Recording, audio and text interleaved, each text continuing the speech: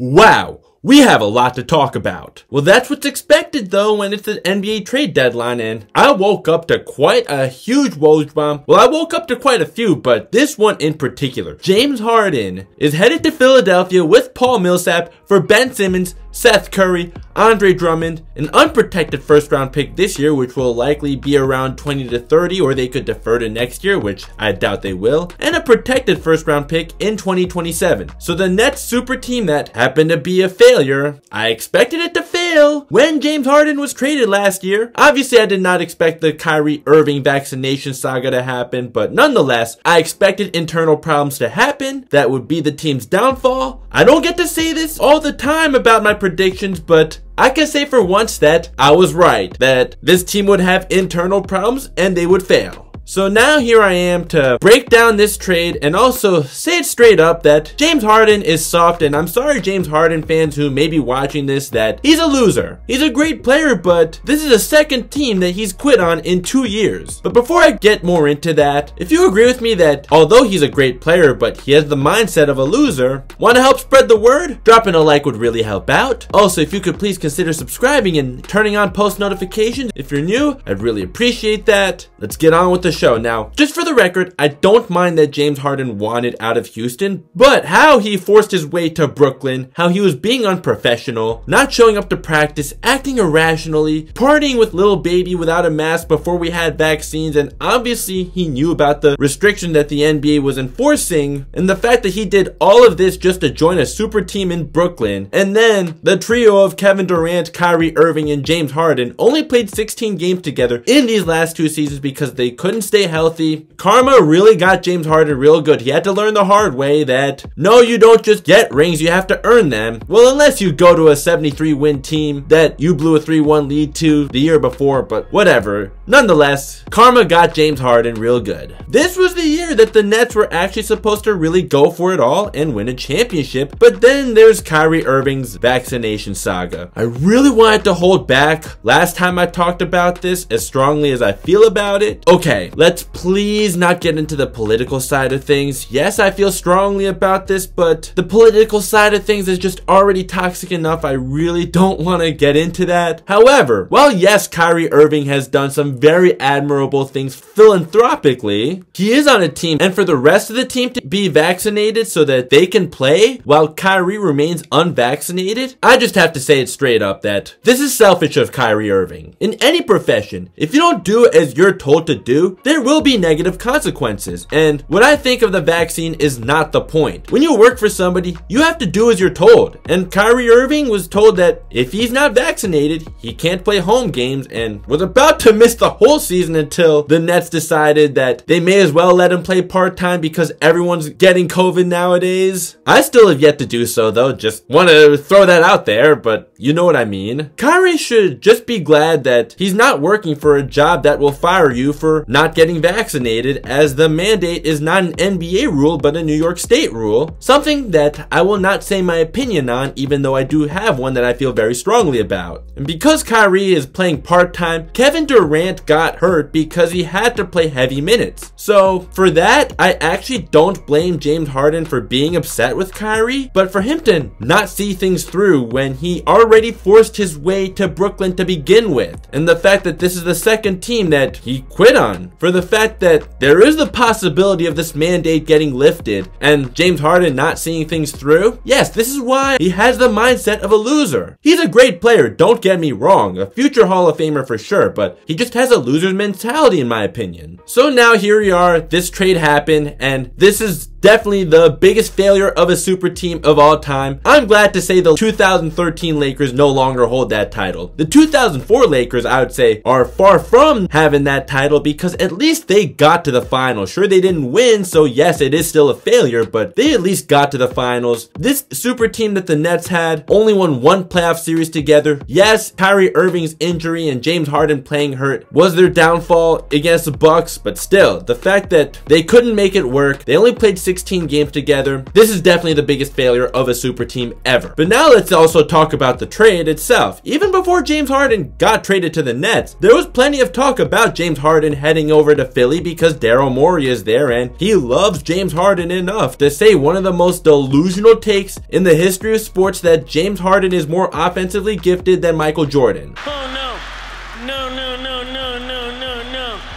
Oh no.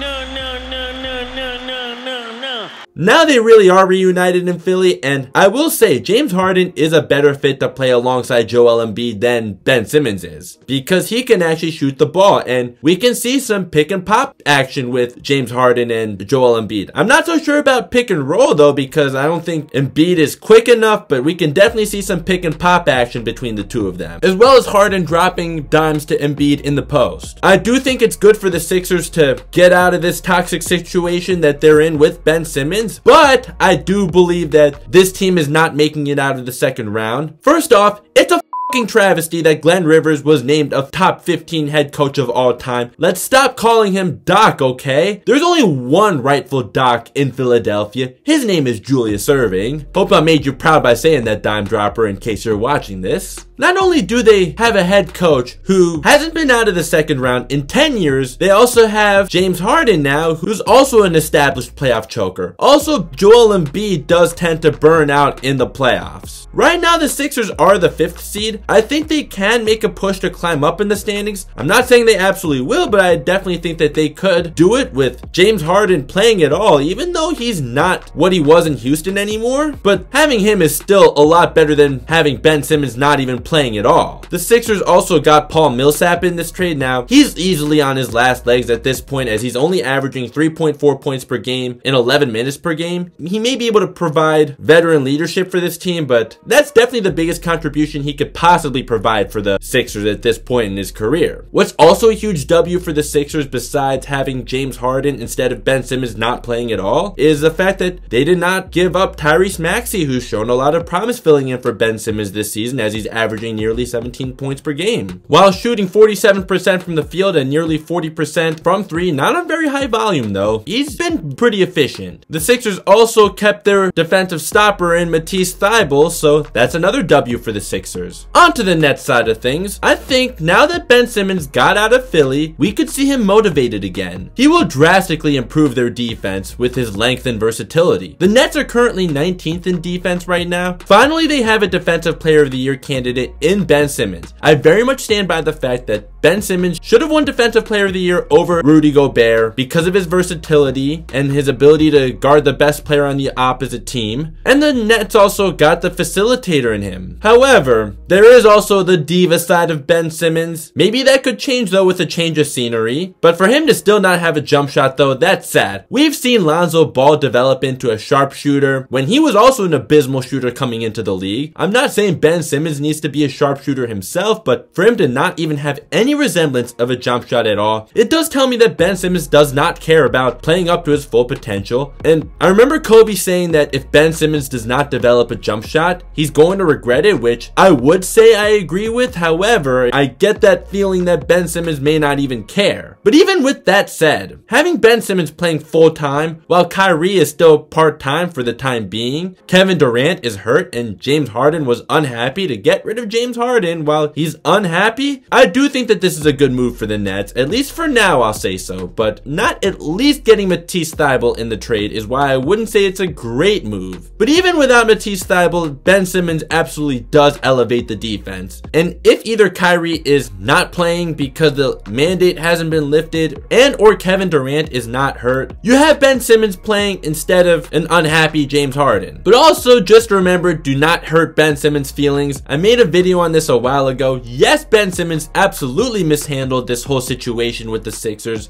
I do think he's been acting really immaturely, but also Glenn Rivers and Joel Embiid not having his back when talking to the media wasn't right either. Two wrongs don't make a right. But now you're playing in New York, and if you know anything about New York media with sports, they will crush you like no other if you underperform. The fans too, the New York fans are harsh. You do need some much thicker skin to play in New York. The Nets also got Seth Curry to come along with Ben Simmons, so him as a sharpshooter. Now imagine if Joe Harris can get healthy. And you also have Patty Mills. I don't know if Joe Harris is coming back or when he'll come back. All I do know is he's out indefinitely. But for those guys, as well as Kevin Durant and Kyrie Irving, for Ben Simmons to be passing the ball to, this is absolutely great for Ben Simmons because we know how much he needs shooters, given that he's not willing to shoot jump shots himself. So even though the Nets super team was a massive failure, I do still think that they have a high ceiling with Ben Simmons coming in, replacing James Harden, and also to have Seth Curry. But in case the New York mandate does not get lifted, Kyrie, I really don't want to be the guy to tell you what to do with your body. You know, I really don't want to be that guy, but you are playing a team sport, and literally all you have to do to be able to play home games right now is get vaccinated. So please don't tell me that you're really willing to even miss playoff games over this, especially if Kevin Durant happens to be injured, because Ben Simmons is a solo act. I do not trust that at all. So the Nets also got Andre Drummond, and as much as Andre Drummond has been overrated his whole career up until now, as he's a paint clogger, has no skill set down low, gets lost on defense all the time. However, he does get a lot of rebounds, yeah, but rebounding in today's NBA is a lost art, let's be real. But with that said, I do think the Nets are in a better situation now than they were before because they have another center, because Nick Claxton is missing time with an injury. And also, you're getting Ben Simmons in this deal, who will likely be more motivated. Now, Andre Drummond isn't a guy that I'd like to have as my starting center, but at least he's a body to have at center, as I think Blake Griffin was their starting center in their last game. So who actually won this trade? Right now, it does seem like a win-win situation for both teams, but we'll have to see how things play out before really coming to a conclusion. This blowing up in the faces of either team is also very much in the realm of possibility, but who's most likely to have it blow up in their faces? I would say the Sixers, keeping in mind that James Harden is 32 years old now, while Ben Simmons is still 25. We could see a very injury-prone James Harden down the road, as he only played 44 games last season out of 72, and he has missed 10 games this season. We also know that he has a history of not getting along with his co-stars before, and it's very possible that he doesn't get along with Joel Embiid. For the Nets though, if Ben Simmons can't handle New York media, this could blow up in their faces too. With Kevin Durant, while he's still a great player, he is 33 years old and has been injury prone lately. If you get full-time Kyrie, I still think, yeah, him being willing to miss all those games over the vaccine is absolutely selfish of him. However, full-time Kyrie is obviously still preferable. If I were in the Nets front office though, I definitely would have wanted Matisse Thybulle for more defense, something we know the Nets really need, but hey, at least they got Ben Simmons, who will absolutely elevate their defense. And once again, I do have a feeling that Ben Simmons will be happier, at least for now, that he gets to be out of Philly, having all the shooters that he has on his team now, while you get rid of a disgruntled James Harden. As for the draft picks that the Nets are receiving, at least this year, it'll be a late first-round pick, but hey, maybe they do hit a home run with that pick. The 2027 first-round pick, we'll have to see what happens then. There's no way to know for sure what happens then right now. The Nets at least do get some draft capital back that they traded for James Harden to begin with. I personally do not see either team making it out of the Eastern Conference though to play in the finals. The Sixers, at least not as long as Glenn Rivers is coaching them. I absolutely see both Glenn Rivers and James Harden finding a way to screw this up for the Sixers. And the Nets, yeah, I don't know if I really trust Steve Nash either, and they do have to develop chemistry again, something that they weren't able to do with their original big three. It's also very likely that injuries will hold back the Nets once again, even if Kyrie gets vaccinated or the mandate gets lifted. It's not something that I want for the Nets, but knowing these guys' histories, I absolutely see it happening. Now, before I wrap up, I want to say, yes, LeBron is a diva himself. Cult members who may be watching this, sorry to break it to you, and he does get away with way too much. Still, Ben Simmons, James Harden, and Kyrie Irving all make LeBron seem like the absolute consummate professional. Also, James Harden, I hate to break it to the James Harden cult too, that he is no better than the 8th best shooting guard of all time. Just thought, why not piss off some James Harden fans who may be watching this, but no, I am actually being 100% serious. I know James Harden fans will get mad at some of these guys I'm taking over Harden, but maybe another day I'll explain why in more detail. But top 4 in this exact order are Michael Jordan, Kobe, Dwayne Wade, and Clyde Drexler. The 5th spot you can go with either Sam Jones, Joe Dumars, or Allen Iverson. Pick your poison there. So this is where I'm going to wrap up the video. If you're still here and you still haven't done so yet, if you could please consider hitting the like button, that'd be much appreciated. And And as I'm getting really close to 1,000 subscribers, if you could please consider subscribing and hitting the notification bell so you don't miss another video of mine, that'd be much appreciated as well. Links to my social media are down below. Want to give me a follow? I will follow you back. Please let me know your thoughts in the comments. Hey, we can even talk about the Super Bowl in the comments if you'd like. I'm down for that. I'll even leave my deep dive of the Cincinnati Bengals in the end screen if you'd like to see that. And another video that for now I haven't decided on yet, but you'll find out which video it is by the time you're seeing this. If you want to click either video, I'd really appreciate that, as this is not just a basketball channel, this is a sports channel. After this, I want to make a video on the Portland Trailblazers situation, so I hope you stay tuned for that. Thank you so much for watching. Hope you have a great day, and I'll see you next time.